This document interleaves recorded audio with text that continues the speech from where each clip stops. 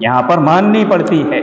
آپ علیہ الصلاۃ والسلام کو ماننا ہے، اور ایسا ماننا ہے جیسے صحابہ نے مانا تھا، جیسے تابعین نے مانا تھا، جیسے بعد کے زمانے کے لوگوں نے مانا تھا۔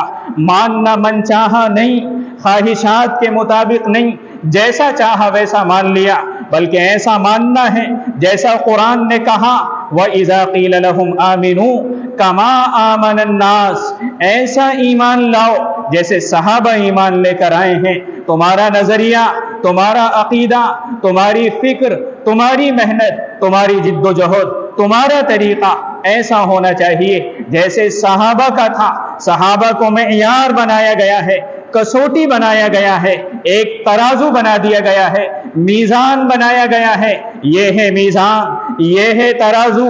اپنے ایمان کو اس ترازو میں رکھو، اپنے نظریے کو، اپنی فکر کو، اپنے طرز عمل کو، اپنے نظام زندگی کو اس ترازو میں رکھ کر پرکھو۔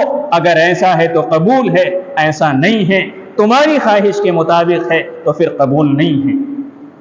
آپ علیہ الصلاۃ والسلام نے یہ فرمایا لا یؤمن احدکم حتی یکون ہواہ تبعا لما جئت بہ، تم میں سے کوئی شخص مومن نہیں ہو سکتا ہے جب تک کہ وہ اپنی خواہشات کو اس نظام کے تابع نہ کر دے، اس دین کے تابع نہ کر دے جو میں لے کر آیا ہوں۔